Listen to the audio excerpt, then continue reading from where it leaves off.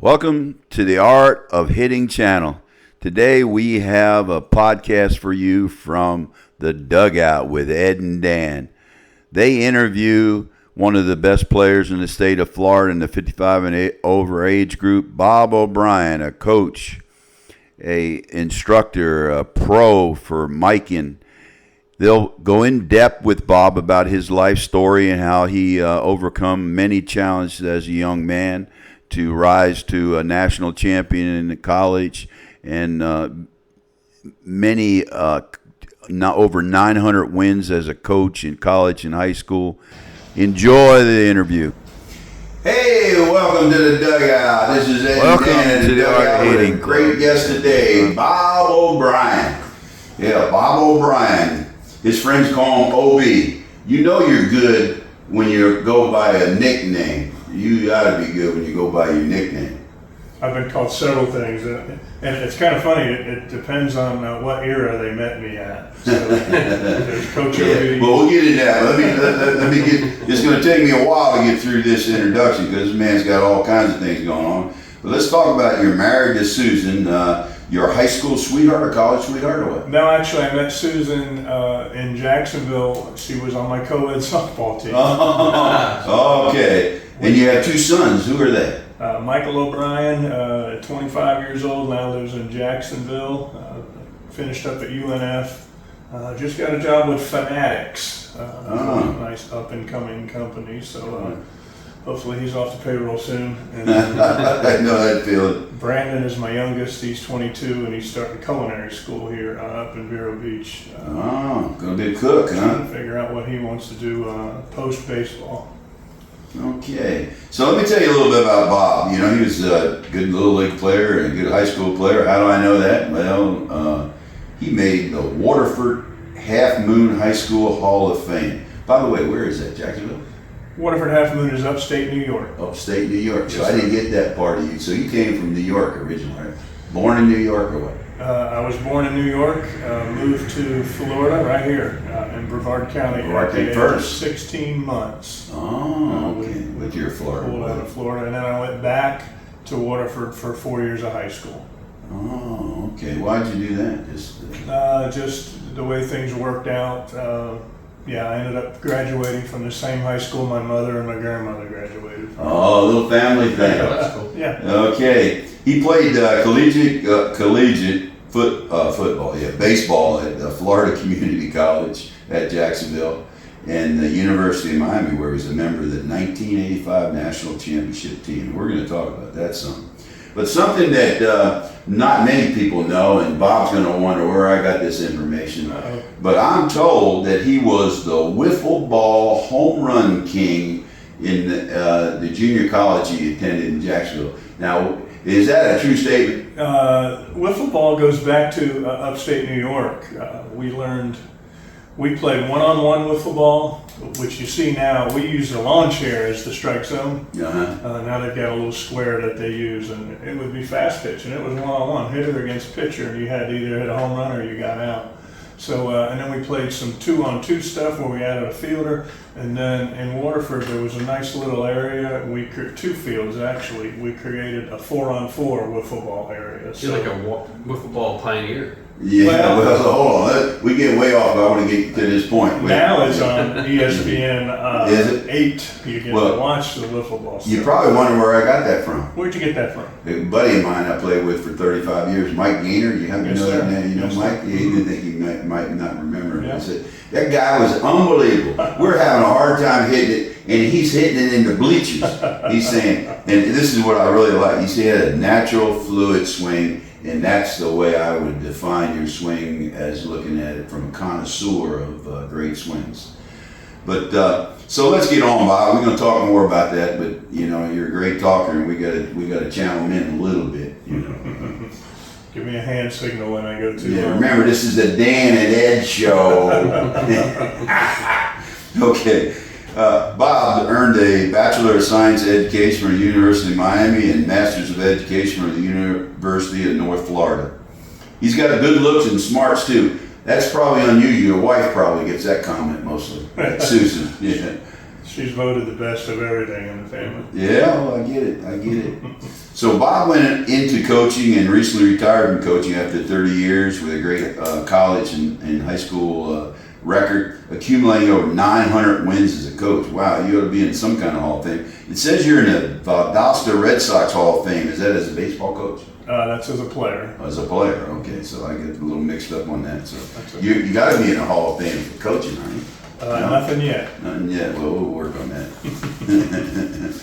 So Bob began his softball career in Jacksonville, Florida, on the Jacksonville Star Co-ed Softball Club, and I assume that's where you met your wife, Susan? Yes. Okay. So I'm a quick learner. They won several ASA Triple Crowns and USSSA National Championship. I remember those Triple Crowns. He played on men's softball team, the Docs from Jacksonville, WWA, which I know well, or knew well. Belcourt, remember them boys. Belcourt too. We'll have to talk about that when we get into the meat of things. And Roberts Easton. I remember Roberts from Orlando and the Jacksonville. We must have played against each other when we were young because I played against those teams. I'm sure we did. Yeah.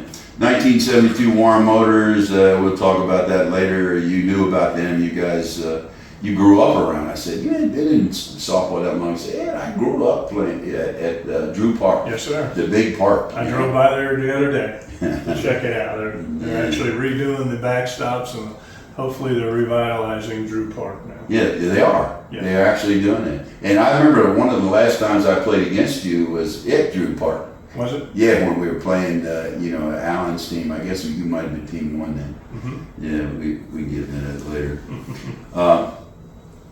Bob also plays on a 45 and over baseball team, Atlanta Braves. That's out of where?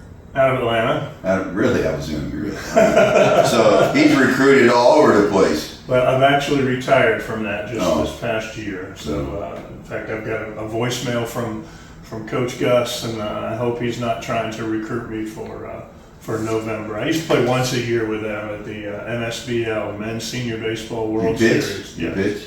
Yeah. Yes, and that's a problem these days because it was great because once a year I'd get out there and pitch, and I'd use September and October to try to get my arm ready. But they end up coming down here they say they're bringing 10 or 12 pitchers, and by the time they get down here, they get 7 or 8. Oh. And they play, you end up playing about 6 or 7 9-inning games in a week. And so then they ask you. How many games in a week? 6 or 7 games. 9-inning games at 50-something years old. So, and then you start the game and they expect you to finish the game. So now they want me to pitch on Monday, 9 innings, and then come back again for the playoffs on Friday and go another 9 innings. Okay, let me get back to this. See, it's hard to get through even the introduction. He's got all kinds of things to say. So it's all good. I've had to put a halt to that. Okay, good. Okay, so Bob currently plays with Brian Patton's associates, Rollin, Mikan, Worth, Easton, and a couple of, that's a long name, a 55 major plus team, one of the best in the country, I understand. We'll talk about it later. Keep it down. He is a member of the Mikan Pro staff with Mike Masinko and all them other big name players. He currently does camps and clinics, which he's pretty much a golden ticket for. You got to reserve him a long time in advance, man. He's so in need, not in need, but because he's good. He's good. That's what they say. That's what they say. I've seen him, convert some great players. So his team, the Rollin Mikan's Worth softball team, has won several championships over the past years, and is regarded as one of the best teams in the country. He plays on the #1 team in the Florida Half Century, which is it Bassett? Bassett Audio. Okay, yeah. I know my man Bassett. That's a great player. Right Tony's a good guy. Yeah. Bob has been selected to numerous all tournament teams, has won several MVP awards at regional and national level. And I think I've talked to you. You must have won at least 3 this year already. Yes, we've won a couple championships. All tournament team most of the time, and yes, a few MVPs so far. Okay, so now this is what I think is the amazing stats, and I can tell that because you supplied this to me. I didn't look it up, but you supplied this to me, and I know you're coach in the stats because you got everything down just where So listen to this, folks, because this is state of the art benchmark in my opinion. Bob has an on base average of 800. That's from 219 to 222. That's a 1,114 for 1,392 with 854 RBIs, 192 doubles, 262 home runs over the 4 years. To me, that's world class. Wouldn't you say, Dan? World class, man. It's almost as good as you, but No, man. It's, yeah, well, almost as good as you're going to be. maybe with Bob's help. Yeah, okay, now he's going to throw me to the curb, man. So look, I played against you, Bob, for years. Really didn't, you were a good player, but I really recognized how good you were until I played with you, around you more, and been around you a lot for the last year. A great instructor. I think you're one of the better guys that you can explain what needs to be explained in a correct way, and you do it with a lot of nice metaphors, if you will. What is it, kids, or what is it? What is that metaphor of a son and Dad and his children. Dad and the 4 kids. Oh, Dad and 4 kids. That's what it is. Yeah. Yeah, my memory's not too good, but I mean well. So that's Bob O'Brien, and we're going to let him really talk a lot. And matter of fact, that said, Bob, let's hear a little bit about who you are as a person, because I was talking to you a couple weeks ago, and you started telling me a story, and I said, man, let's say that. Let's talk about that on the air. So tell me your story, Bob O'Brien. Well, it all started, and you guys have been through this as well. It started with my Little League baseball and the game of baseball. I was fortunate enough to have a few coaches along the way that shaped my life and became important figures to me. So when it came time to decide on a major, what are you going to do with your life, which we never really know what we want to do unless you've got a parent who's in construction and you're with it around it the whole time, or your dad's a mechanic and he teaches you the tools of the trade and all that. And then a lot of people kind of get born into a certain profession. But I'll give you my story here in just a second. But it was mostly because of the coaches in my life. All right, I've been associated with a couple Hall of Fame coaches, and they kind of drove me into that profession. So when it was time to decide what I wanted to do, I made a decision that I'm going to coach. Now, we don't get rich coaching, so you've got to love what you do. And that expression that we've all heard before, that find something you love to do and you'll never work a day in your life. Yeah, that's what I did. So that's how I got into coaching. But let me tell you my quick history of it, and a lot of people don't know some of this about me, and it's if there's a movie producer out there listening, we could probably make a pretty interesting movie with some of the stuff I did. So, well, who's going to play you? They'll find somebody better looking. Oh, come on, man! You gotta have somebody like Tom Cruise. No, he's too. They can find somebody easily. So, here it was, real quick. I was born in upstate New York, Waterford, New York, small town, 3 hours north of the city. It's where the Hudson and the Mohawk rivers meet. Was born there, and at 16 months, my mother moved to Florida. All right. William O'Brien, my father, he got a job for NASA. He was a professional firefighter out at the Cape. Oh, okay. So we moved to Rockledge. That was what year? This would be, I was born in 64, so it would be 1965. We came this way. Was a professional firefighter here. And again, let's see, did we start? Yeah. So we were here in Rockledge, and I got introduced to softball there because he played for the Rockledge Methodist. I remember that church softball team that won the church nationals. A guy by the name of Rob Clow. Clow? I know that name. You know Bob Clow? Yeah, 1965. is when I graduated, and I Uh-huh. was in softball right away. But I know that name, Yeah. Bob Cloud. So I grew up here in Rockledge, Florida. I went to Hans Christian Andersen Elementary School, lived in Levitt Parkway. Dad was a professional firefighter out of the Cape. We used to sell. We'd camp out at the what's the name? The Jetty. Oh yeah. The Jetty. Oh yeah. We would camp out there and watch all the rockets go off. And because he was an employee, we'd camp out and we would sell patches, earrings, tie clips, and all the paraphernalia from the Apollo period. That's cool. So we were here until the Apollo period It was ended. over, yeah. He got laid off. So then we moved to Jacksonville, Florida. And I was 10 years old one night. My brother and I were camping out, and for some reason we came home in the middle of the night. And that morning, I was woken up by my brother crying, and we walked out into the living room, and some Florida Highway patrolmen were there and telling my mom that my father was killed in an automobile accident. Oh, no. The night before. He fell asleep at the wheel off of 295. So the very first person that really stepped up was my Little League baseball coach named Tom Boyd. He was the first one we saw that morning. He came and got us, took us to lunch, and was there for us during, now I'm 10, my brother's 11, and he was there for us. So we played some baseball with him. He got us out of our Little League, and he started travel baseball back in 1974. We actually had a travel team, and he took the best from the Little Leagues around Jacksonville, and we became the Windy Hill Dolphins.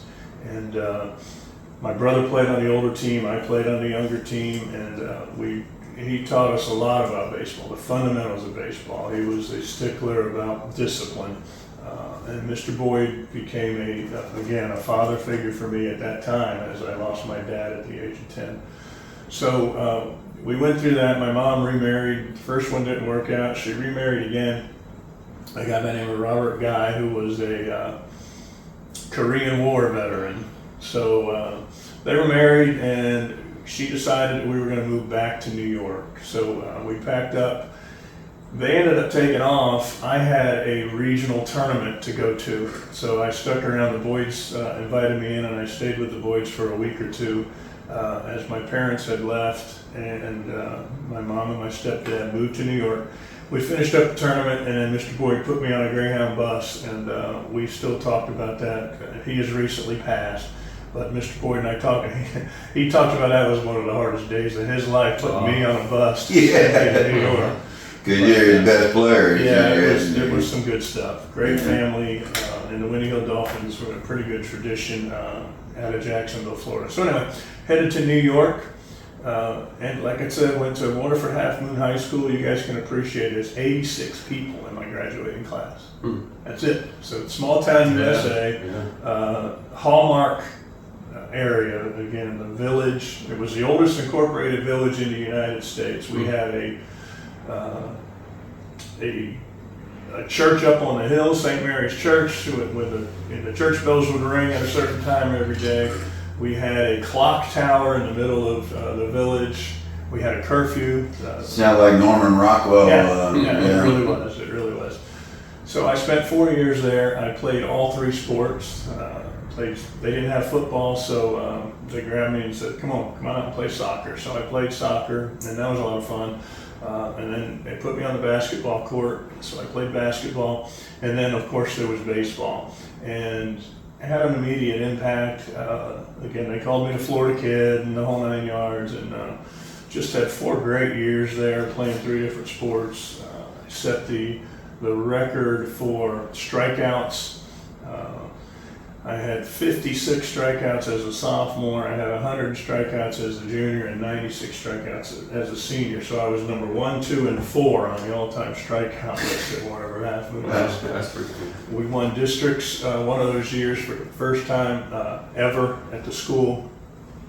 And so anyway, I had 4 great years of high school, and still have some great friends up there and visit the town and the whole 9 yards. So I had to make a decision, after 4 years. There's no scouts in Waterford, Half Moon, New York. So I played some summer ball and happened to come across a scout sitting there, and I introduced myself to him, and I said, look, I'm looking to play some college baseball somewhere. Can you recommend anything? He says, well, and he says, I said, well, I used to live in Jacksonville, Florida. And he says, oh, okay. So he ended up sending me, he mentioned Stetson University. He said, what do you want to do for a living? I said, well, I don't know, maybe be a police officer. He said, well, go to Stetson University. Got a good baseball program, and they've got a good law school. Yeah, I got you. Yeah. So, and then he mentioned, or you could do the junior college route. And he said, there's a junior college in Jacksonville called Florida Junior College. I said, really? I said, yeah, I knew the campus. I didn't think they had baseball because FJC had 4 campuses. Yeah. And the south side one where I lived only had basketball and tennis and golf. He says, no, the baseball program's over on the north side.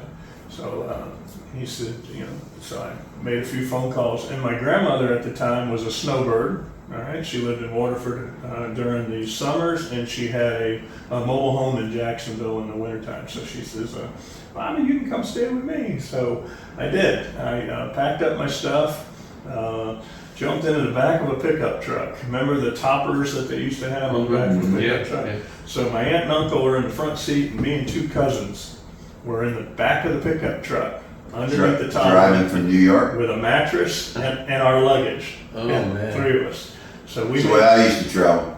I left my mother, my stepdad, my brother, and my girlfriend at the curb. Said goodbye. I'm going to Florida to play ball. Huh. Was the girlfriend hard to leave? At the time, of course, but I get it. This is OB here, man. He's a legend. I had to go. He wasn't a legend then, man. He took a little time. He was. I guess he was a legend in Little League. Sounds like. Yeah. So I had to leave. I left him at the curb, and I jumped in the truck, and I came to Florida. So I walked on at Florida Community College of Jacksonville, and that's where I met Howard Roy, who was the baseball coach there. And I went in and introduced myself, and there were 75 kids at the first meeting in the fall. And he said, well, I'll give you the fall season, show us what you can do. And I said, that's all I asked for. So fall season's going along, and back then the junior colleges used to get to play the 4-year schools. Yep. So that year we went to Florida State, played against the Seminoles. And I got the opportunity to pitch, and we actually beat Florida State. No way, how'd that feel? Whoa. Mike Yastrzemski hit a comebacker to me. I went all 9 innings. Hit a comebacker to me to end the game. We beat Florida State in a fall game. And then later that night, after we ate dinner, we were heading back to the hotel, and we looked and the lights were on, so we swung by, and Mike Martin had them out there practicing. Really? Because they lost the fall. That was old school coaching, man. You lose, you have to practice. So that was my introduction. Coach called me in the next day, and he says, I've got a scholarship for you. I want you on the team. I said, great. So I played 2 years. The next year, we got to go to the University of Miami to play a fall game. And so we did Florida State. We didn't get many. We'd play JU, we'd play Stetson, we'd play, and then once a year we'd have the trip where we'd stay overnight. And Tallahassee my first year, it was Miami my second year. So we go down to Miami and we play, it's called Friday Night at the Light. They used to have games on Friday nights, and I got on the bump and I went 4 pretty strong innings through the game of my life. Phil Lane hit a home run in the bottom of the 9th to beat us, and I didn't go all 9 that one. Coach, he had us split up about, we went 4-4-1 or so. He got to play a couple of games over the weekend. Well, Coach Frazier came over and introduced himself and said hi. He says, I like what you do. I'm going to keep an eye on you. I said, that's great. So let me backtrack a little bit. One day in 1982, we had study hall, and I'm in the library, all right, during study hall. And my 6'4" catcher is with me, Sherman Wilkinson. And we're sitting there, and back then, you guys probably remember this, in the high school libraries, there was a rack of newspapers it was kind of cool. They were on a handle, and each section was slid in it, so you just pulled the thing up, and the whole news. Well, we grabbed the newspaper, and it says University of Miami wins national championship, College World Series, 1982, and that was my senior year in high school. And we're reading that, and I looked at my catcher, true story, I looked at my catcher, Sherman, and I said, you know what? Someday I'm going to play for the University of Miami. Wow, He looked at me and he laughed, and he says, if you don't pass that test tomorrow, you're not leaving Waterford. And because we were in summer school and just finishing up some stuff. And I said, how cool would that be to play for, you know, and it was University of Miami because they were right there on the front page of the sports page. It just won the 1982 College World Series. And I said it half jokingly because I'm in Waterford, New York, 86 people. I'm as far from University of Miami as you could possibly be. All right. But I did make that comment. And so fast forward again, Coach Frazier sees me pitch in that sophomore year of junior college. It took them 5 games. It had 5 games before they made an offer to me.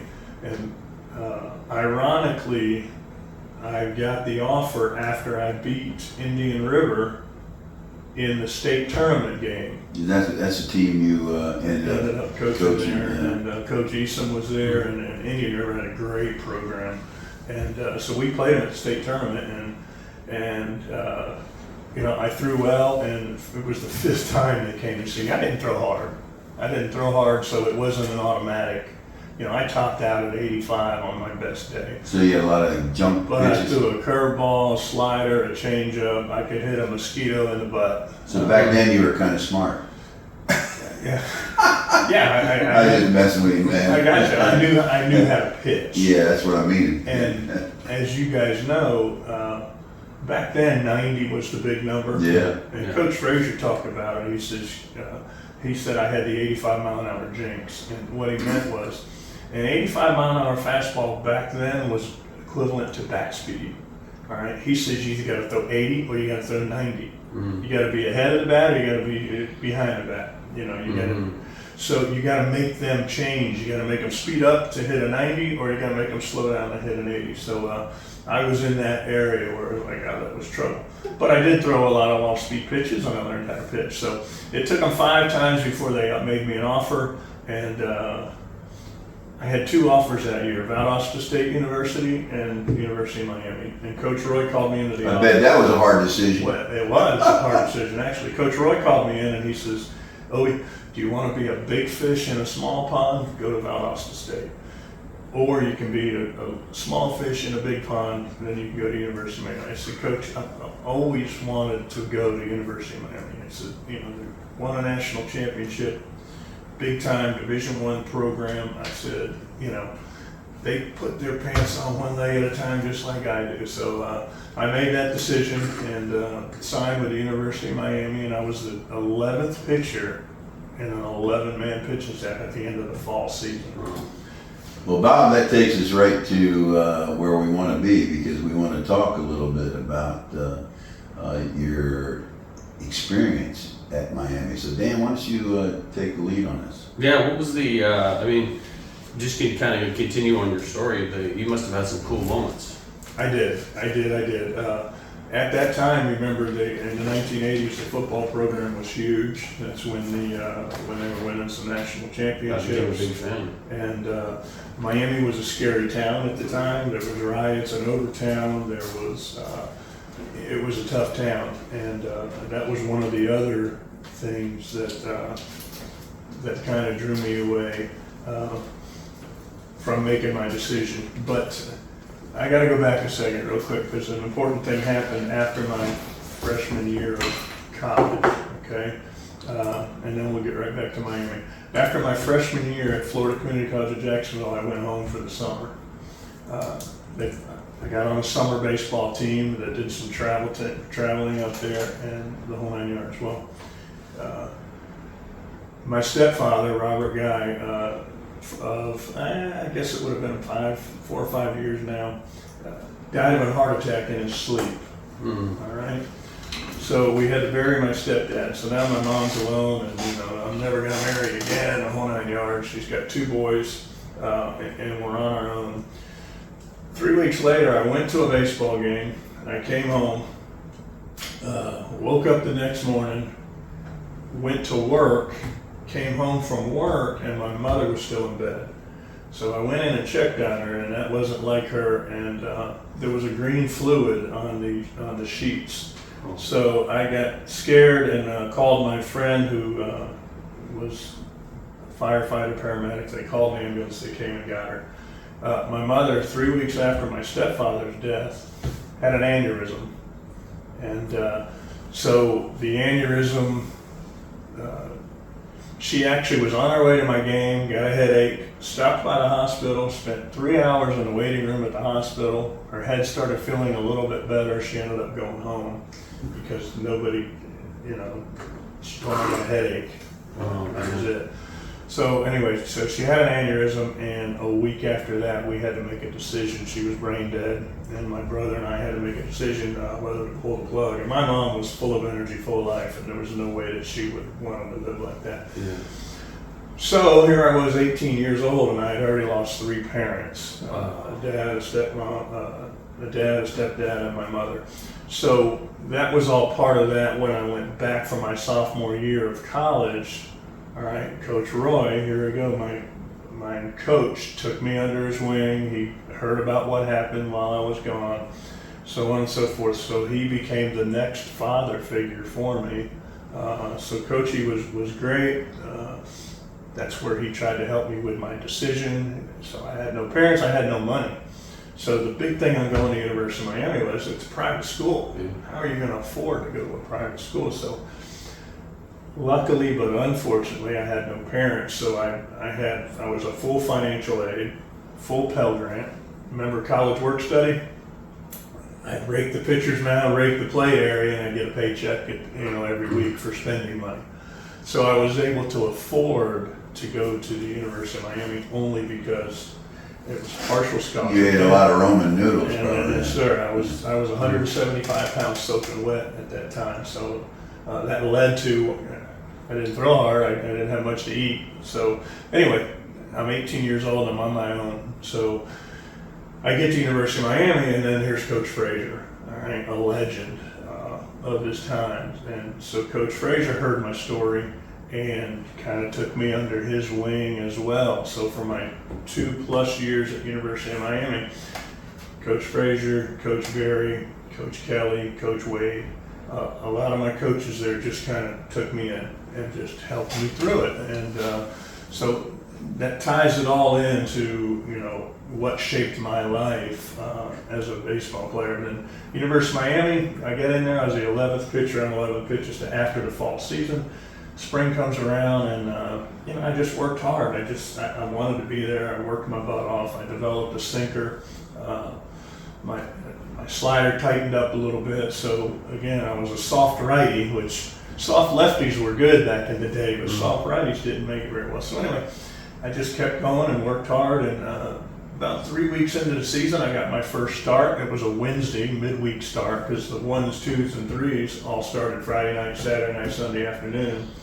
And then, the other guys would get their work in on Tuesday or Wednesday when we would play somebody else, not a 3-game series. So I got out there and I threw 4 perfect innings in my first outing. And 2 weeks later, I became the Saturday night starter. Wow. Good for you. So we went on a streak. We won 26 games in a row in 1985. Wow. We moved up the ladder. We were number 1 in the country at that time. And I was the Saturday night starter for the Hurricanes after being the 11th man. So it was really, really cool.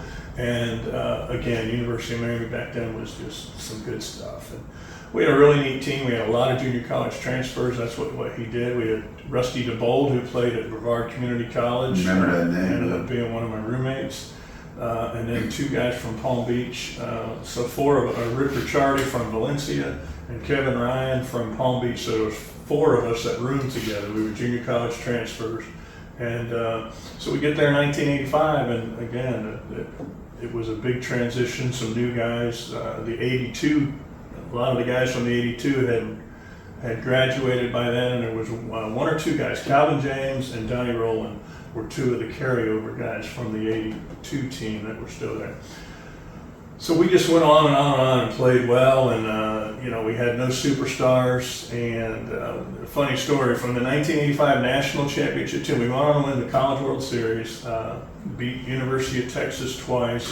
We beat a lot of future big leaguers that year. Will Clark and Rafael Palmeiro were with Mississippi State. We left them on the field with a walk-off home run. Wow. 5 future big leaguers, pitchers, we ended up beating that year. Wow. So we won a national championship, and got to go back in 1986. Now 1986 was a good year. We've actually finished 3rd in the World Series. Florida State was 2nd, and Arizona won it. It was Florida State's best team ever in 1986. So my 2 years at University of Miami, we finished 1st and 3rd, and it was good stuff. So at the end of the national championship year, you get a ring. So coach calls us in, and they get you a ring, and it was in lustrium, which was fake, Cheap. silver or whatever. Yeah, gotcha. Now you had the option to buy. If you wanted gold, you had to pay for the gold.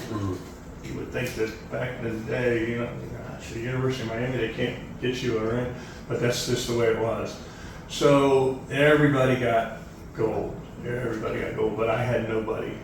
I had nobody that would pay for my gold. Well, somehow, Mr. Boyd back in Jacksonville found out that, I won a national championship, and Couldn't get a ring. so guess who came up with it? Mr. Boyd. Mr. Boyd paid. Oh, wow. No Mr. way. Boyd paid for my gold. So I have Show the camera there. I have a gold national championship ring from 1985, thanks to my Little League baseball coach. That's a cool stepping story, up, man. and I think it was about $400 worth of gold Wow. on that ring. So It's worth a lot more now. yeah. So from there, real quick, and yes, University of Miami was awesome. It was big time. We had artificial turf, which was rare back then. And the Miami Mystique was really cool. Teams would lose 7-3, and they'd walk out of there happy. So yeah, let's so all your stories really put you in a category. Hey, I want to be a coach. I want to do to people what they've done for me. So let's move on to talking about his coaching world. Yeah, before we do that, just to clarify, I'm wondering, and maybe our guests are too, were you hitting it all as a pitcher? Great story. As a freshman at FCCJ, all I did was pitch. I get back my sophomore year, and I went to Coach Roy. I said, look, I can hit a little bit. I think I can do a better job. I think, we'd be a better team if I played shortstop back in high school. And I said, I think I can do a better job. I think I can help us out at third base. Yeah. And he looked at me and he says, man, I love what you do. And he says, I'm going to give you 2 weeks. Show me what you can do. So my sophomore year in junior college, I did get to hit. I played third base and I pitched. And even if I pitched 6 innings, and came out of the game, he'd put me over at third for the last couple. So anyway, I hit like 355 in junior college my sophomore year. I get to University of Miami, and I told Coach Frazier the same thing. Hey, if you need me, I can hit. And it didn't work there. There weren't many people at that level that were hitting and pitching. So my good friend John Leake, our third baseman, would tease me about it, because every once in a while they'd do pitcher's PP, at the end of practice, and we'd jump in there and grab the bats and we'd go crazy just trying to hit it. And I just kept telling him, I could hit, please, can I do that? And it just didn't go over well at Miami. So I just settled in as a pitcher, and John Leake used to tease me about it. He'd say, nice junior college. At the end of practice, and we'd jump in there and grab the bats and we'd go crazy just trying to hit it. And I just kept telling him, I could hit, please, can I do that? And it just didn't go over well at Miami. So I just settled in as a pitcher, and John Leake used to tease me about it. He'd say, nice junior college, Bob. And I'd tell him that I hit in junior college. Well, John's a big fan of mine these days. He lives in Long Island, and we stay in touch. And he actually follows my softball career, and he's even said stuff like, oh, I guess you could hit back in the day. But no, I didn't get the opportunity. I did hit my sophomore year in junior college, but I did not get to hit at the University of Miami. Wow. So at what point was there ever a moment that the coaching seed was planted? Oh boy, real quick story, and I know you guys. I am in my senior year. All right, Brad Kelly was our pitching coach. Brad Kelly got hurt twice in his career over Christmas break, skiing. Oh. He would go home and go skiing. So he had warned us, guys, be careful whatever you do. We don't need you getting hurt. So I was playing basketball. One of my friends at the school called me and said, look, we need somebody. We're in the tournament. We're playing intramural basketball. It's November, between November and Christmas. No baseball going on at the time. So I said, all right, I'll come out. I'll be your fifth man. I said, look, I'm going from top of the key to top of the key. If the guy I'm covering takes it to the hoop, I'm not going in. Mm-hmm. So I played the safest game of basketball I've ever played in my life. And with about 30 seconds left in the game, I happened to be dribbling up the court, and a football player that never played it down at the University of Miami was playing on their team, and he went to foul me on purpose to stop the clock. Mm-hmm. And he hit me in between steps, and I went down, and I landed, put my arm out, landed, and rolled in the whole 9 yards. So didn't think nothing of it. And a couple weeks later, after I'm throwing, my elbow wouldn't straighten out. Uh-oh. Yeah. So I'm thinking, what's going on here? So I pitched my whole senior year with a crooked elbow. They used to, the guys would laugh about it. They'd make me hang from a bar, all right, and stand behind me, and they could see the left arm was straight, but the right arm wouldn't straighten out. So at the end of my senior year, all right, I had used up my 4 years of eligibility. I had changed my major late, so I needed a fifth year. So Coach Frazier actually said, would you like to come back and be a graduate assistant with us while you finish your degree? I said, sure. So I said, in the meantime, I went to the doctor and had him take an x-ray, and they found a bone chip in my elbow. So Dr. Kalbach decides that he's gonna fix me up, and then I would be able to rehab my fifth year of college while I was coaching. So Dr. Kalbach went in and opened me up. I've got that scar there. Oh, wow. So he opened me up, he removed the bone chip, he filed down the rough part of the bone, and he took my ulnar nerve and moved it out of the groove. Your ulnar nerve actually sits in between these two bones. So he took my ulnar nerve and moved it out. So my ulnar nerve now floats on the inside. So he did what he thought was the right surgery. So 6 months later, after rehabbing throughout my fifth year of college, I went back, and in the meantime, Dr. Kalbach got fired as a Miami team doctor for doing unnecessary operations on UM athletes. Oh. It's like, really? But I didn't think I was in that category. So I went back to the new doctor, Dr. Uribe, and he took an x-ray and took a look, and then he called me in and he says, I don't want to tell you that Dr. Kalbach did the wrong surgery. He didn't. He saw the bone chip, all right, and he fixed it. But that's not your problem, because after 6 months, my elbow still wouldn't straighten out. He says, that's not your problem. He says, you've got some bone spurs in the back of your elbow that's not allowing the head of your humerus or the head of your ulna to get into the groove, so your arm just won't straighten out. Was it painful? Was that a painful injury? No, actually it wasn't. It was just funny because I couldn't fully extend my right arm. So, and that's the only thing that it was. I could still throw. There wasn't any pain associated with it. So Dr. Uribe said, I said, well, can you fix it? And he says, no, I can't go in there now because your ulnar nerve is now floating. And if we went in with the scope and happened to hit that nerve, you'd lose function of your pinky and your ring finger for the rest of your life. So anyway, it was the end of my baseball career. Again, I didn't throw hard enough anyway, so there were no scouts knocking on my door. So that year, I'm sitting in the University of Miami weight room, All right, true story. And I'm sitting on one of the fly machines, and you know how you do your reps, and then you just sit there for a second. There's not a lot of people around. And there's a gentleman sitting next to me. He had a New England Patriots shirt on, a New England Patriots logo on his shorts. It was the gray stuff that you wore in the weight room.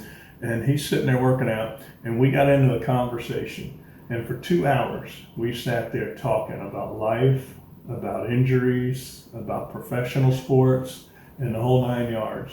And by the end of the day,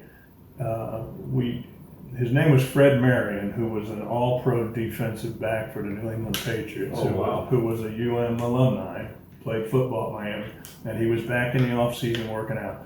That guy took 2 hours out of his life to help point me in the right direction. And when it was all said and done, he pretty much convinced me that I need to be a coach. He said, I've seen a lot of guys, talented people not make it. There's a lot of people that are just a little short on talent, but huge in heart, but they end up wasting 3-4 years of their life chasing that dream. So at the time, I had Coach Frazier got a scout who invited me to go to Stockton, California for the last 2 months of the season, all right, to pitch and be a setup guy. All right, so he made me an offer, and he found out I was rehabbing and I was done. And then Coach Roy had called me and said, Obi, I want you to come back and be my assistant coach. 1987, they actually went to the Junior College World Series and finished third, and his assistant was leaving.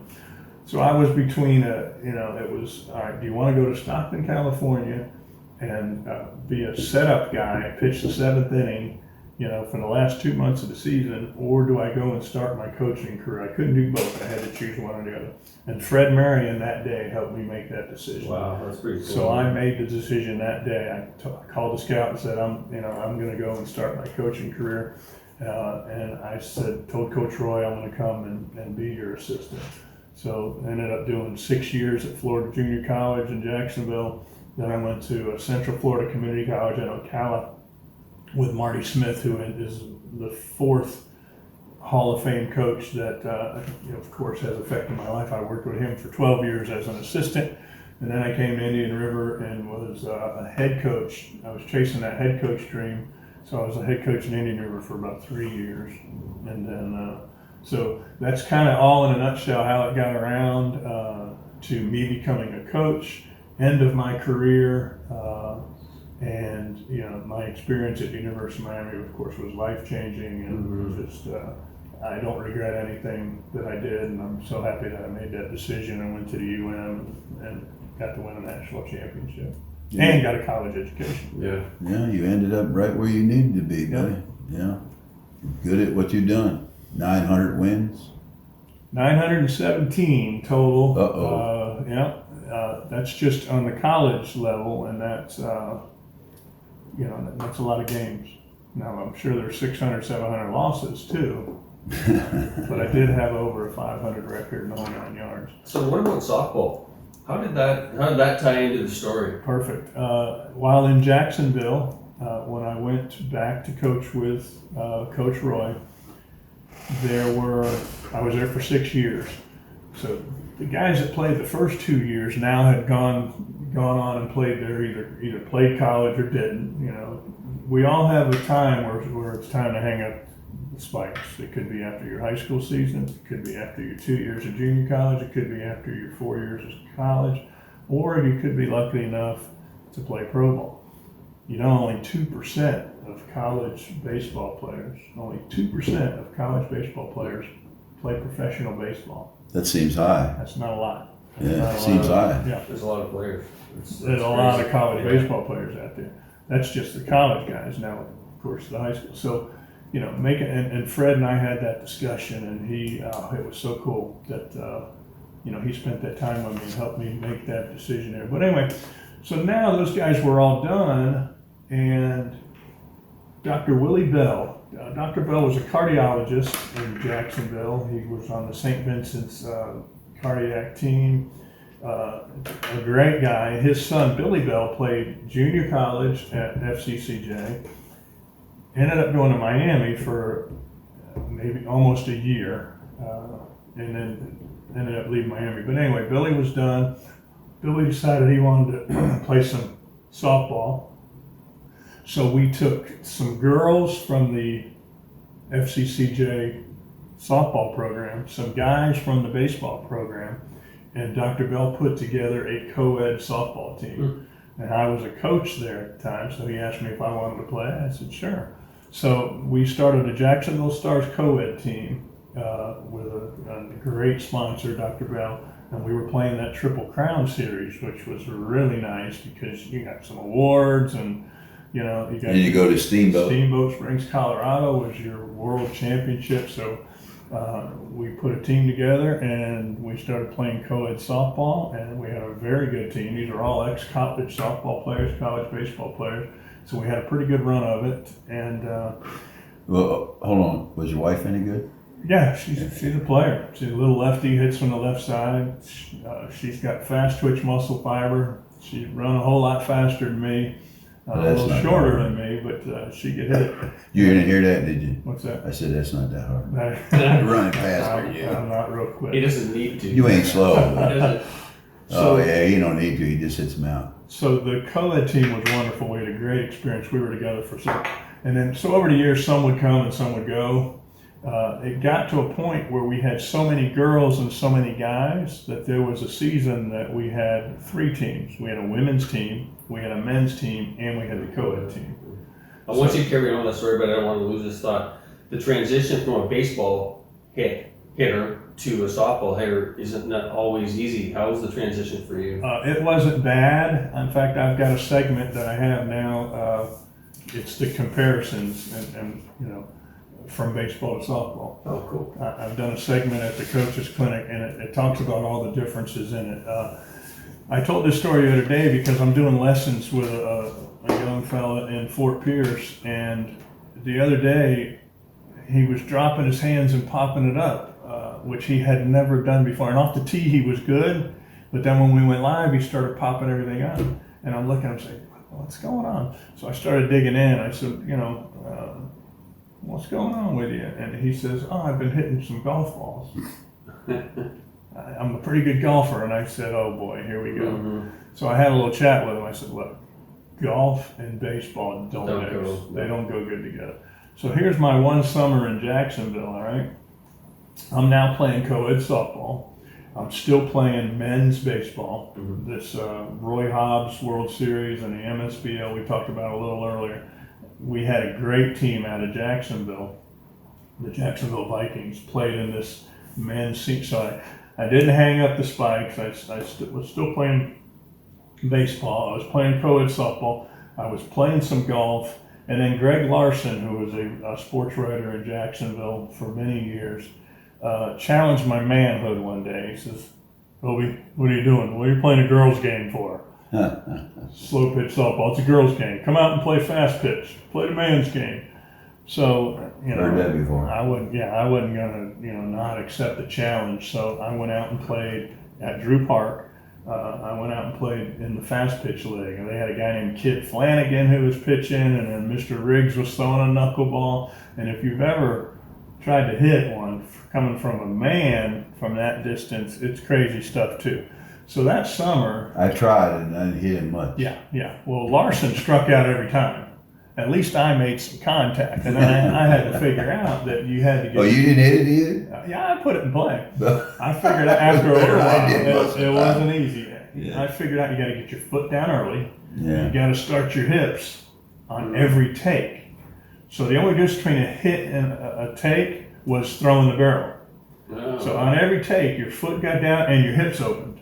You had to, so you were almost checking your swing every single time, and then when you wanted to swing, you just threw your bat at it. So my hands were so confused that summer because here's a ball, slow pitch coming in, fast pitch coming in, baseball coming in, and then golf. So it was one of those things. You talk about muscle memory, and here you are trying to teach your hands to do the same thing over and over again. But one night, they got to do this. Another night they got to do that. I learned that quick. I stopped playing fast pitch. Yeah. First of all, I couldn't hit it much, Yeah. you know, and it doesn't match. Yeah, you know? it didn't mix just well. like even with baseball. Yeah. I don't even know how the baseball guys do it. I mean, you know, hitting the baseball, Sure. hitting the softball. But there's some guys that I play with that, you know, 70-year-old is still playing baseball. Yeah, they have that men's senior baseball league. It's pretty interesting stuff. Yeah. I wish they'd cut the 9 innings down to 7 and play on the smaller fields, but they still play on the, on the major league spring training facilities, and Palm Beach is where it is now, and for the longest time it was in Clearwater, and then it was also in Fort Myers as well. So, but anyway, yes, you can play baseball as long as you want. You can play softball, thank God, as long as you want. So I tell everybody now there is life after baseball. So, but golf and baseball just don't mix. So yes, my hands were confused. There was a little bit of a transition, and it's not an easy thing. And that left elbow is the big thing with the golf and the softball. All right, we teach to go from flexion to extension with your bottom hand, but in golf, you have to extend that left elbow and keep it extended. Yeah. So when I play golf, I have to tell myself 2 things. Left arm straight, hips on the downswing. Left arm straight, hips on the downswing. I have to tell myself consciously those 2 things every time in order for me to hit a golf ball and get it off the tee. Because if you revert to that, if you pick that club up and you bend that elbow up top, you've lost your distance from the ball, and now you're topping it or you're hitting the ground, and then, so that's the similarities that I use. So anyway, I told my boy Colton, I said, look, save golf for later in your career. Yeah. And so we had a nice chat about that, and it came from, and that's what coaching is all about, Ed, the experiences that we have. Share with others. The older we get, the more we've seen. We've been there and done that. So I was able to pick up in one lesson my guy who was crushing the ball 3 weeks ago, all of a sudden now was getting under everything, dropping his hands, which is what a golf swing will do. So you got any guys on your team now that go to a tournament and they play golf the day before? Tony Bassett. He does that? Tony Bassett loves golf. He loves golf. He plays 3-4 times. He's hitting 700-800 average usually. Well, yes, but there's a lot of times when you'll see him drop and lift, drop and lift, drop and lift. He's had some weekends where he only hit 400, and it was like, Tony's playing a golf tournament this week. So yes, they don't go together real well, but as you get older, you'll start to figure, all right, this is my golf swing, I'm playing golf today, and then you got to have those triggers that'll keep you from your baseball swing, softball swing, slipping into your golf swing. Let's get off that for a couple of seconds here, or minutes. Talk about, what do you know about the old-time softball players? I mean, and I want to talk kind of, the old-time guys versus the generation of today. And there's, for my generation, I mean, you're like 2 generations behind. You and Dan are in the same generation. What's the difference in your mind? Because you saw it as a young man. I did. You know all the Bruce Mead. You knew Bruce Mead. You observed the Warren Motors 1972 team that was the best. They say the best ever. They only lost 2 games. So 72 makes me 8 years old. My father is still around, so we still had that softball influence. So we would go. Drew Park was right around the corner. We grew up on the south side of Jacksonville. So we would go out to Drew Park and we would see the Warren Motors games, and I was one of those kids out in the parking lot. Catching home runs. Home runs and trying to hide it up under the wheel club so I could, get a couple softballs. Not that I was playing anything, but it was neat to have a silver softball. Yeah. Many times we threw it back in, yes. Yeah. But there was every weekend. They tell stories about kids like you up there. Yeah, I'm sure.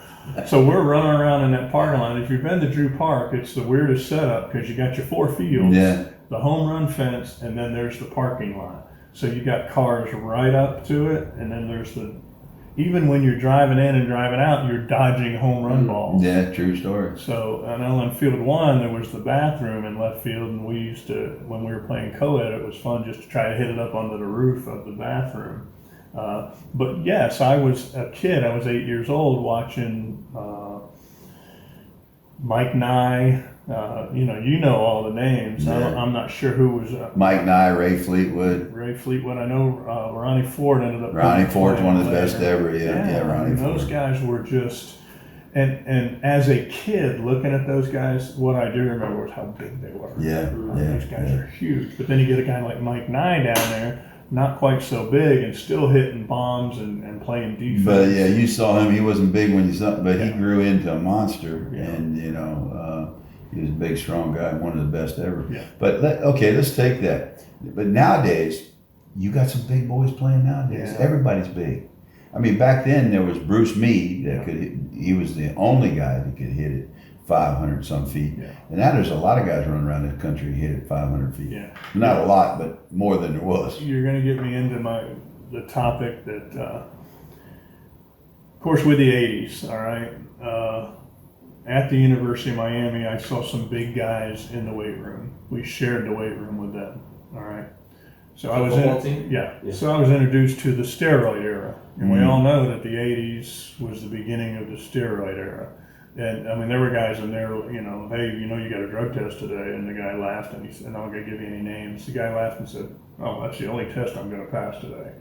Yeah, It's like he wasn't worried about. He was failing. It's really test. He wasn't worried about the steroid test. And then while we were there, our strength coach, who we loved, I mean, this guy he'd get the chalk and he'd put the chalk stripes across his face, and he would just, scream and holler, just get you motivated. Yeah. And he was a great guy. We loved our strength and conditioning trainer.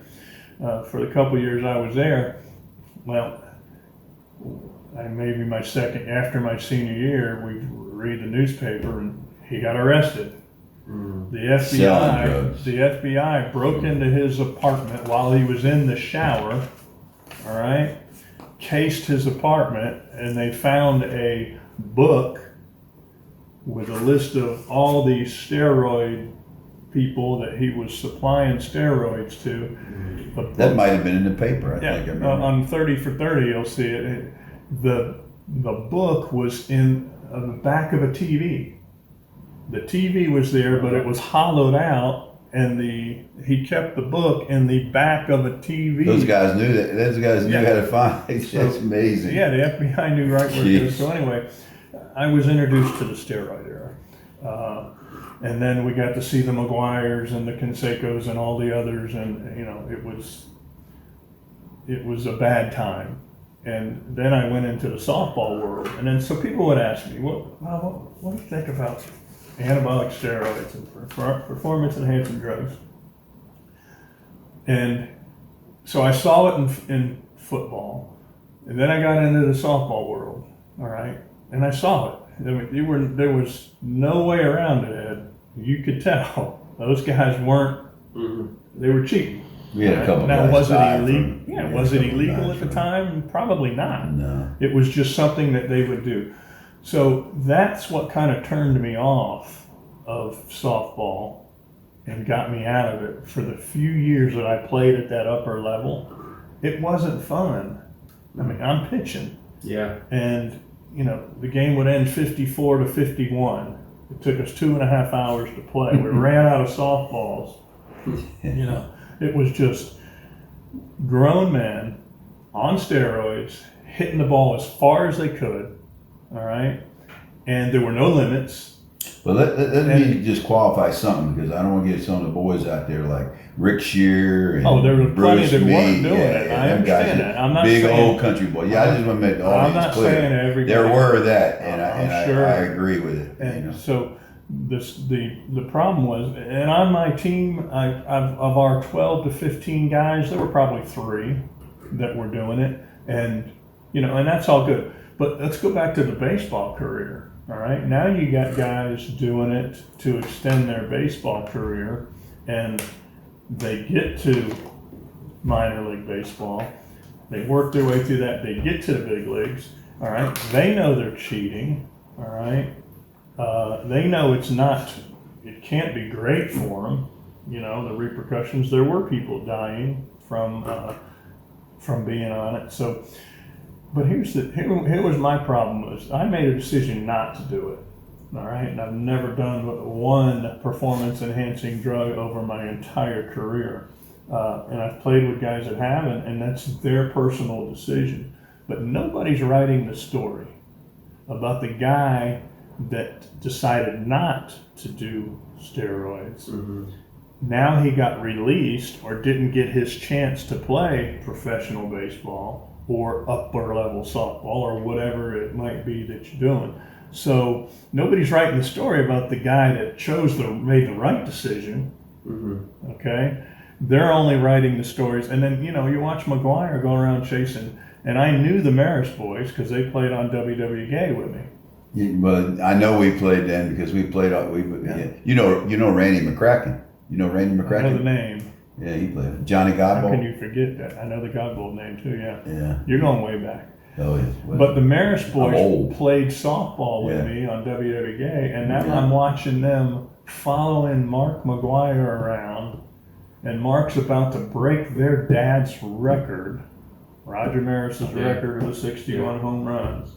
And they've got to sit there and smile for the cameras, and they know that son of a gun has cheated to be in this position, and you're about to break my dad's record. Yeah. So that's a tough thing, you know? I hear you. And then I was watching that unfold. That was my thought too. So it is sad. Let's get off the baseball and get back to softball and that comparison between. So the game back then, Yeah. all right, it was kind of fun to watch. That Smoky Mountain Classic was cool. I would sit there on that hill and watch them guys, and it was kind of fun to watch. It was entertaining to watch Masinko hit bombs and all those guys just hit home run after home run after home run. And then they made them run the bases. But I enjoyed it for a little while. The New York Minute. Yeah, a New York Minute. And then after a while, it just got, why am I doing this? I don't choose to do that. And the way some of them acted, the whole nine yards. So the game was it got to be pretty crazy because it was unlimited home runs, the best of the best. It was the same 6 teams, the super teams that would end up getting to Sunday. We would play on Friday night and Saturday and just pray to get to Sunday, but it was impossible to get to Sunday. But you see a difference now. They're still the top team. Like your team's the top. It's always in the top, right? Yes, but that's because there's not a lot. We go to a tournament and there's 3 teams in our division. Yeah, it's been Because like that for nobody me for the last 20 years. Because nobody wants to play that upper level. They want to sandbag or play that lower level. The team that Dan played on last year, that my son played on, I take 3 guys, I make them a super major team, I think, in my knowledge of the game. They had guys that can hit it out and play with you. I mean, your team, they could compete with you whether they beat you or not. But everybody wants to play down for some reason. You don't do that. I thought the best level back then was the A teams, where you got 10 or 12 home runs. Back then being what year? I was playing in the 90s. I got out of Miami in 87. I started coaching at 88. So I was playing through the 90s, the co-ed, and so I thought A-ball was cool. We had the A Worlds at Drew Park one year. Now there, you got to pick when you hit your home run. You got to hit it down. You got to play defense. Yeah, it was 10, wasn't it? It was 10 home runs, ASAA. And so that was a fun game because it wasn't just get up there, grunt, and hit it as far as you could. Yeah. It didn't matter where you hit it. You just had to get it in the air because you're big and strong and the fence is 300. All right. Drew Park initially used to be 275 too, remember? I didn't know the Drew fence Park it was 275, and then they moved it back, and it's probably in the 90s they did that. So I think the game is a lot better at when there's home run restrictions. And even the 7-run, I like the 7. I love a lot of the rules that Florida Half Century has. Now they'll let you free swing and hit as many home runs as you want, but they put a cap on it. You get 7 runs at inning. Well, that's a reduced time that the umpires, and they make more money. It's American way, That's the umpire used to make $8 an hour. They make 30 now. You're an umpire, right? Yeah. I better stop talking right now. You're fine. Toss him out of the podcast. I used to umpire too, dude. But I was making $8 an hour, and running tournaments and all that stuff. But limiting the home runs, I think, was the best thing they did with softball. And make guys base hit, make guys run the bases, make guys play defense. That's what the game should be. The unlimited home runs back in the day, just like I said, it was fun for a while, but it got bad. Again, 54 to 51 is that's not Well, fun. it certainly isn't fun for the guy getting beat by that many runs. I can tell you that. Hey, I remember one time, and I don't know if you were on a team, but we were playing Team 1 in the half century, and we were up 25 runs in like the, I don't know what inning it was, but we were up 25 runs. So after that inning was over, we were down 25 runs. Yeah. Were you there? Yeah. You remember Just that? one of those innings. I can remember that. It was yesterday. But how fun is that, though?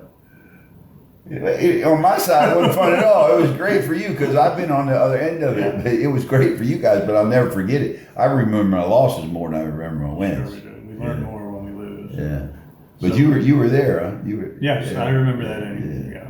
We brag now about a 24-run top of the seventh. Open inning. It's kind of fun when that happens. As an umpire, it's no fun, but with that open inning, and that's another great rule. You got to have that open inning so you can get back into a game. And even at our age, and I'm sure you see it at your age, that top of the seventh inning. I tell people all the time, the top of the seventh. I like visitors. Visitors because the top of the seventh is if you go back and watch and do research, the top of the seventh is the most runs are scored in the top of the seventh than any other inning in softball. Well, wait, hold on now. Including the bottom Hold of the Cowboy. seventh. I got to interrupt you here. That stat may be true, but the stat of the home team wins 80% of the time. Who says that? I say it.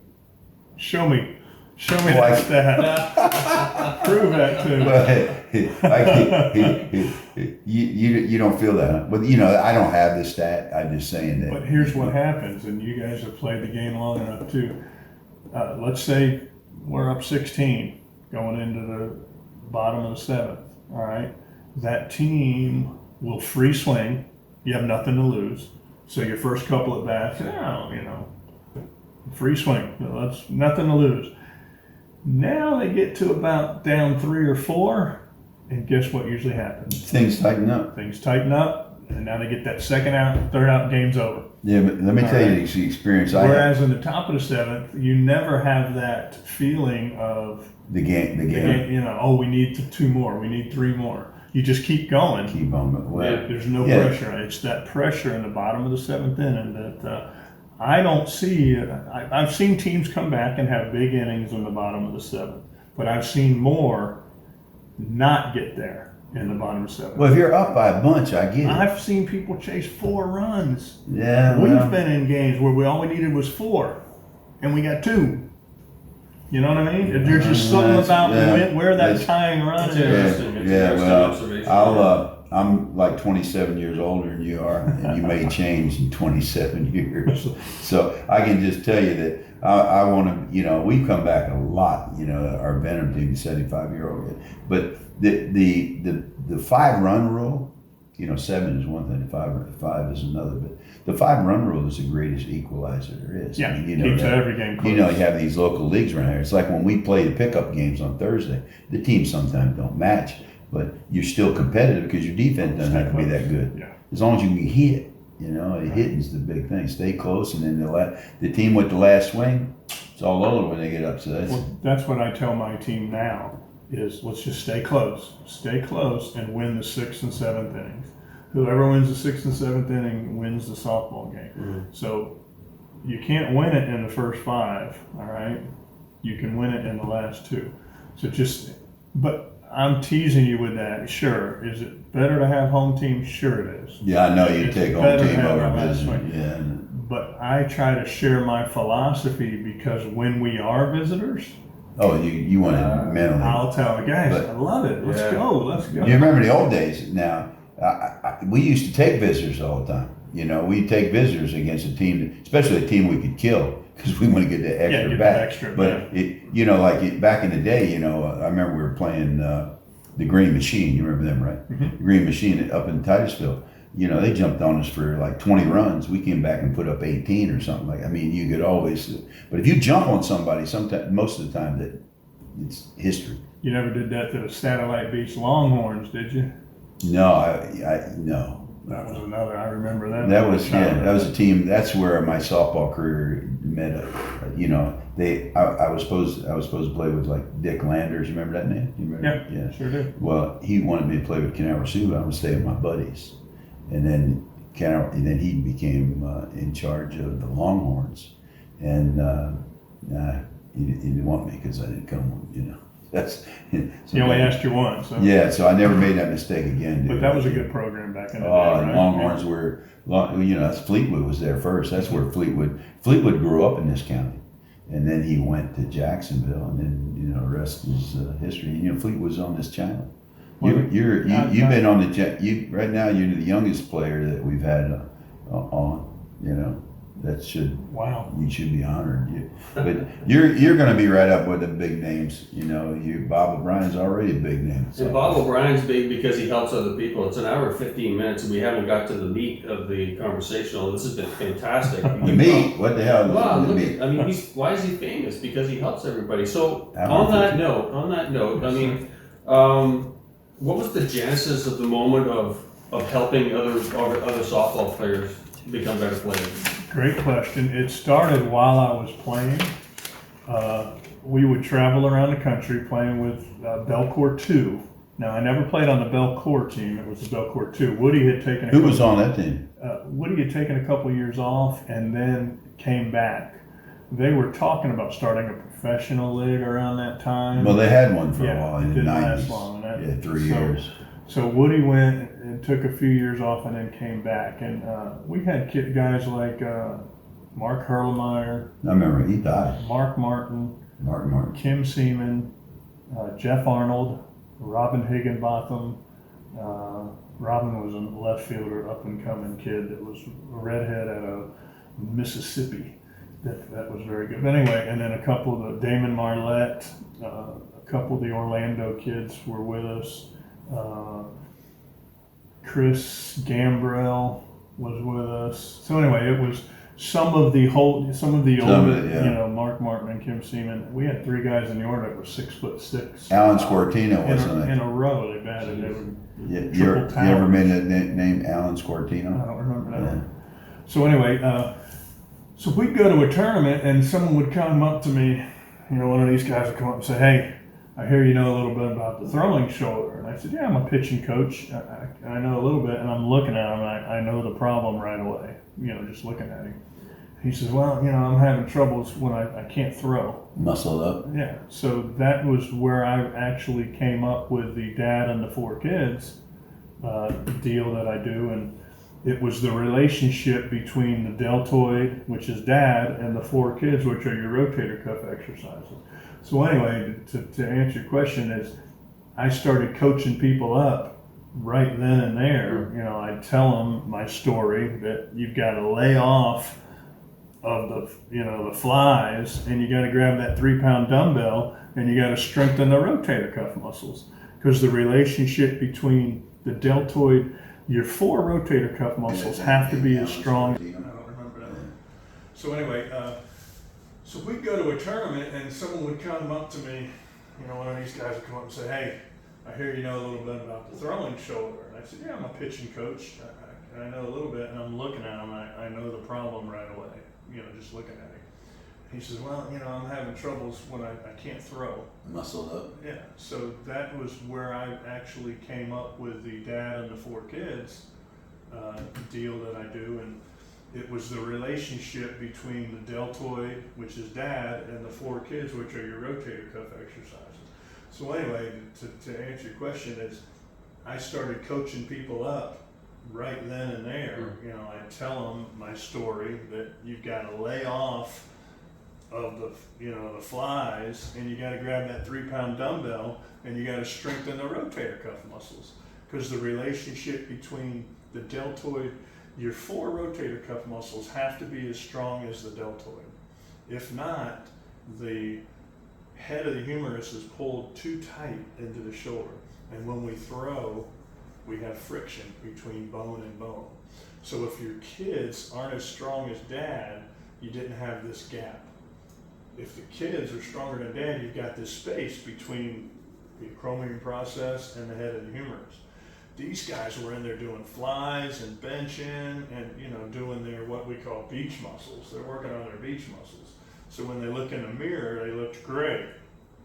The pecs, the abs, all right? They can't see me pointing at Dan. But none of that helps in throwing a softball.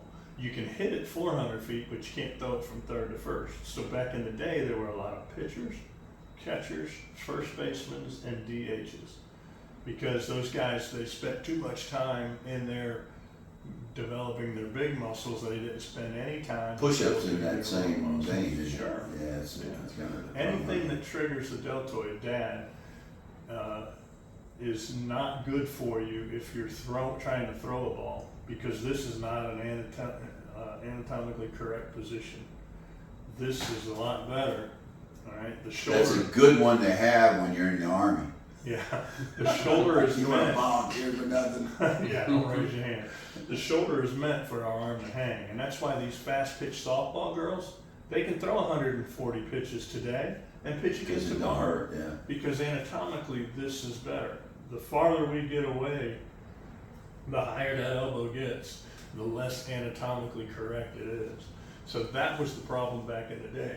So I started teaching people there. So then, but while I'm playing, I'm still a baseball coach. Mm-hmm. So every once in a while, somebody would say, you know, can you help me out? What was I on my front foot? You know, did I fly open? Mm-hmm. So it was, yeah, I mean, you pulled off of it, you know, let the ball get deeper, and then pitch selection. And so all of the stuff that I taught as a baseball coach and learned as a baseball player was coming into fruition on the softball field. So I just started, you know, helping people out along the way. And then my wife made me make that decision, say, look, I've had enough of this. Now we've got kids, you know, newborns, and it was either softball or your family. So I had to choose my family. Mm-hmm. So I chose my family, so I took 20 years off of softball and was just a coach. I'm still traveling around coaching baseball, but I didn't have that free time to play my softball. So that's when my softball career ended. And then when my kids got to be 20, 21 years old, you know, it was like, honey, can I go play again? And that's when I ran into Alan Tanner. I actually ran into Rodney, I know that name. Rodney, I'm trying to think of his last name. Lives in Fort Pierce. And I would play some league nights once in a while, and he saw me play, and he said, hey, you ever thought about playing senior softball? I said, what? Senior softball? He said, yeah, they're senior softball. I said, never heard of it. So he said, let me give you a phone number. So I called Alan Tanner, and that's when my relationship with Alan started, and he invited me to come out and play with Team One and Half Century. And you were 50? When I was 50 years old, yeah. So I took 20 years off to raise a family in the whole 9 yards, and then got back into it with senior softball, and then Alan's been my bud ever since. He's a good man, and so that's where I got with Mike and Worth, where I met Masinko and Jason Kendrick, and you know, some great people along the way in the Mike and Worth franchise, and so I've been associated with them ever since, and you know, as you guys know, our window of opportunity. My wife has had that conversation with, you know, how long are you going to do this for? Mm-hmm.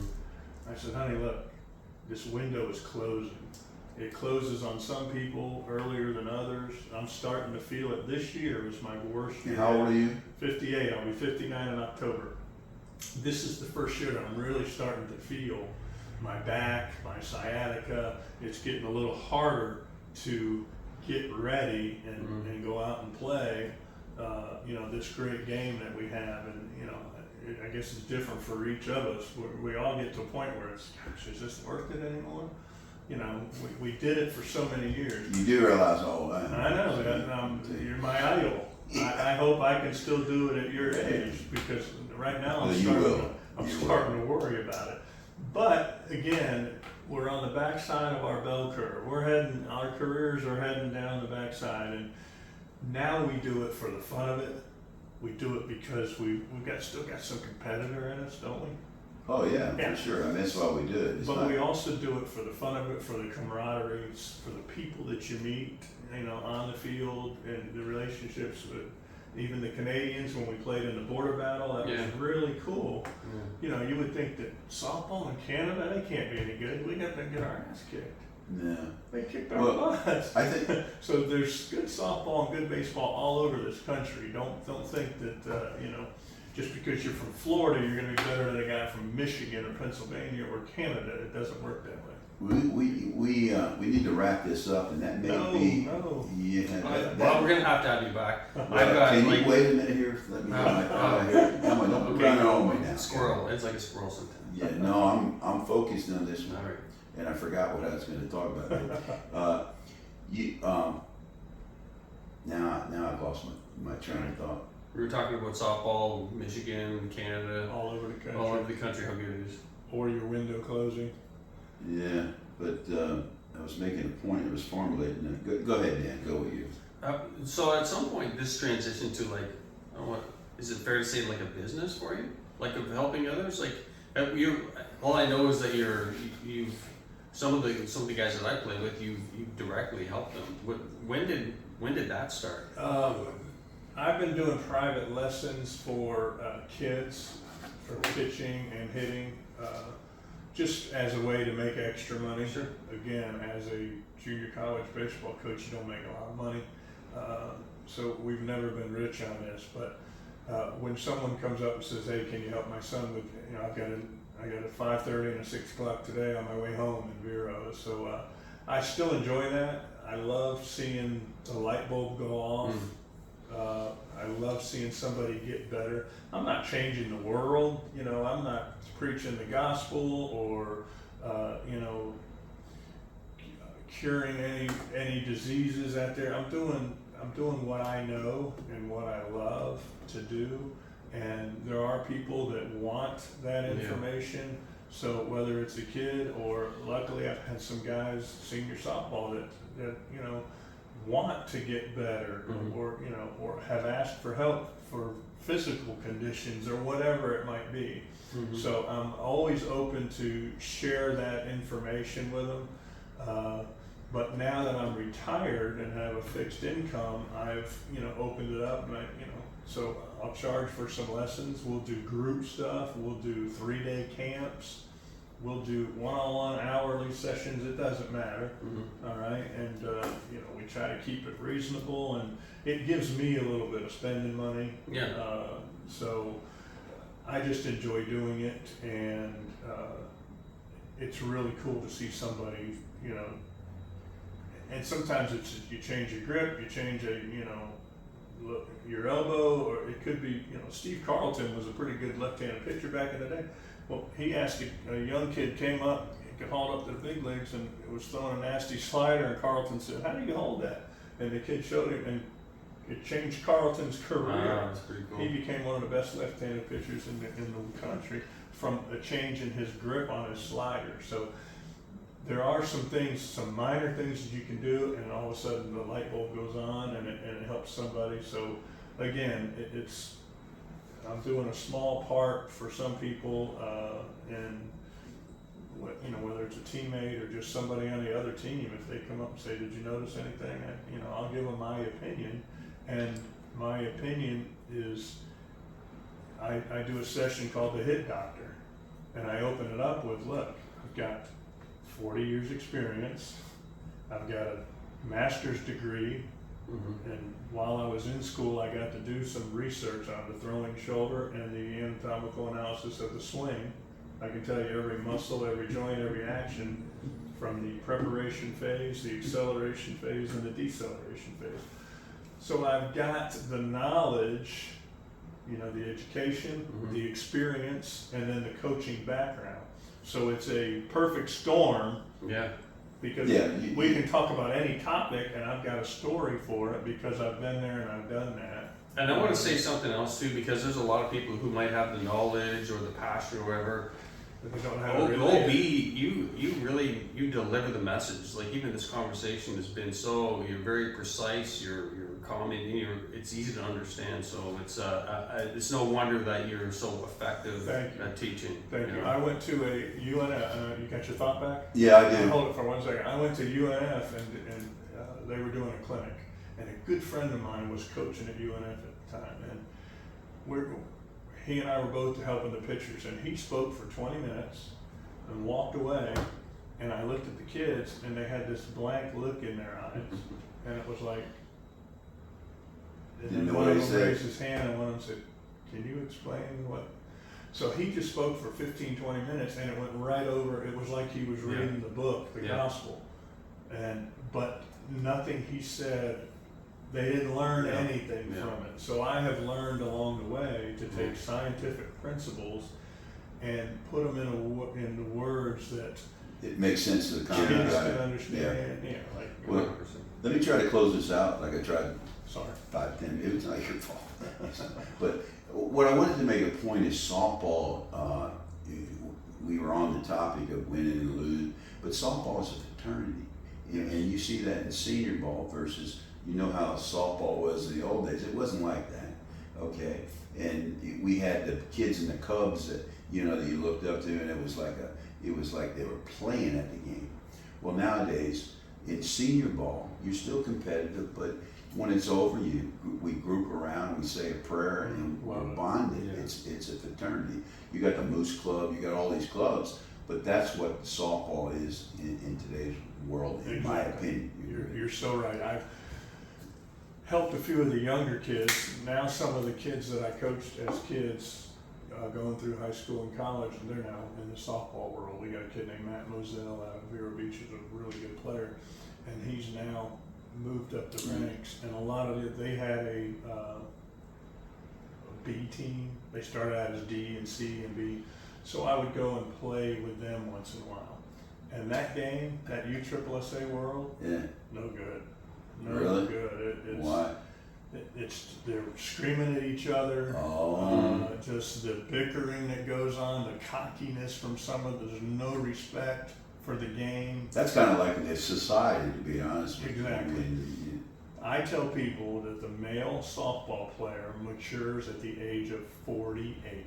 I thought 48 years 35 becomes your prime. You're in your prime right, at 35. But they're still, I've umpired the 40 and over. Yeah. They're still acting like idiots. Yeah, I get you. Okay, as an umpire and as a player, they're still at about 48. I think the male softball player has finally matured and understand that it's now a fraternity.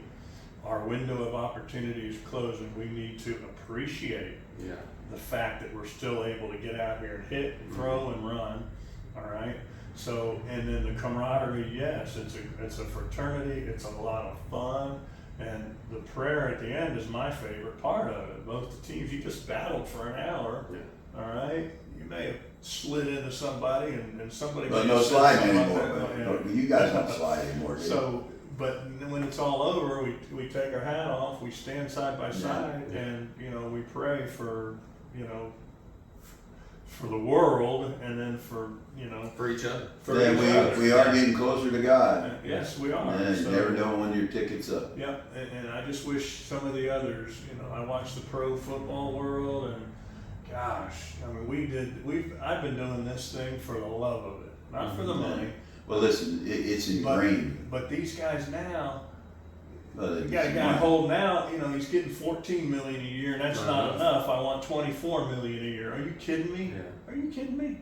Yeah. What is this world coming to? And it's a shame, but unfortunately, greed is one of the problems with our society. Let's do this, Bob. You got something you just want to put out there to the softball world, and we'll end it on that. And we went over a little bit, but it's been very entertaining. Like Dan said, we could go on for hours. Well, again, we've talked about this one before. Lou Holtz was one of my favorite guys, and one of my favorite expressions is, "In this world, we either get better or we get worse. We do not stay the same. And if you're not doing anything to make yourself better, you're getting worse." So whether it's diet and nutrition, here I am sitting there. I need to watch what I eat. I need to do better on what I eat. I'm a sweet tea. I'm addicted to sweet tea. I've never dipped in my life. I've been on a baseball field for my whole life. I've never dipped. I've never smoked a cigarette. All right. I've never smoked a joint. I did one toke one time in high school and coughed my head off and said, that ain't no good. I don't need this. I rarely drink alcohol, and I've never had a cup of coffee. The only addiction I have in this world is sweet iced tea. Is that a problem? It shouldn't be. But I switched iced tea to coffee. I do need to cut back on my. So we all, if we're not doing anything to make ourselves better, we're getting worse. So we all have to keep that in mind, whether it's spiritually, physically, mentally. That's well said. Yeah. Well said. So if you have, and for our mental not toughness, but for our mental health, that's why we do this.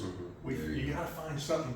You gotta have a reason to get out of bed. Yeah. You know what I mean? You Absolutely. gotta have a reason to go to the weight room or to go out and walk, before the sun goes down. Yeah. You gotta have a reason to do those things. So whatever it might be, whether it's golf, softball, basketball, whatever you might be doing, we've gotta continue to move forward.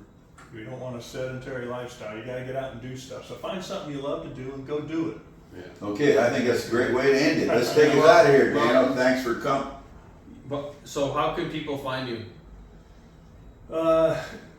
Very good. I've got a couple of YouTube pages. All right. The newest one is OBTV. OBTV. It's a YouTube page. We've got a lot of videos up on there. The other one was Senior Softball Center. It was one we had set up a couple of years ago. So Senior Softball Center is a YouTube page. You can see a lot of the videos on there. Facebook, just Bob O'Brien. There's a picture of me and my wife on it. You can go in and get on that. Friend request. I got a lot of them out there. So You ain't hard to find, buddy. yeah, I ain't hard to find. But come out and see us on those. And I live in Fort Pierce, Florida, and you'll see me in the Florida Half Century World. Just come up and say hi. And if you're looking for help. Well, guys, I hope you enjoyed the interview with Bob. We certainly did. Please hit subscribe if you made it all the way through to the end here. But hopefully you broke it up. I know it's a long interview. Bob's an interesting guy. As Dan said, we could have went on for a long time. But we like to get that out there. So, on rainy days or whenever you're traveling, listen to this. Hope it was entertaining. Enjoy. Hit subscribe. Fast speed, yes.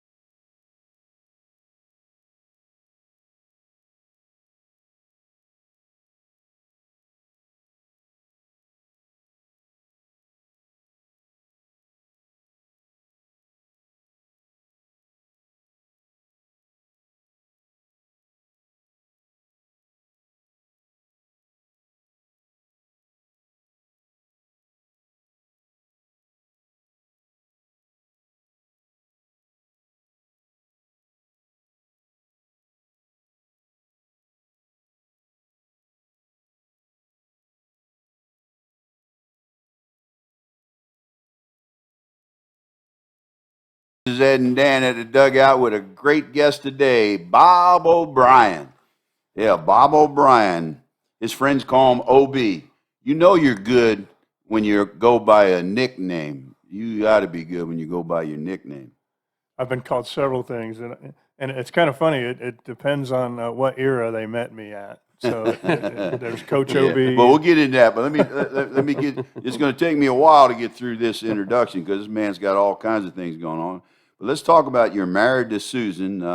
Your high school sweetheart or college sweetheart or what? No, actually, I met Susan in Jacksonville. She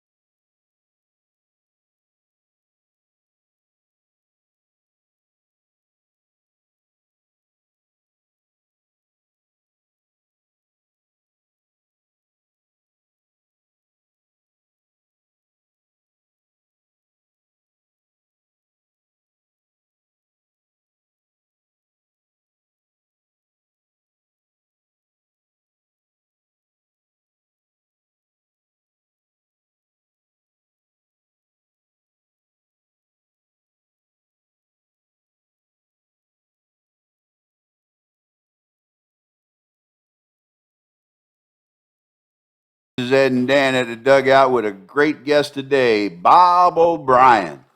Yeah, Bob O'Brien. His friends call him OB. You know you're good when you go by a nickname. You got to be good when you go by your nickname.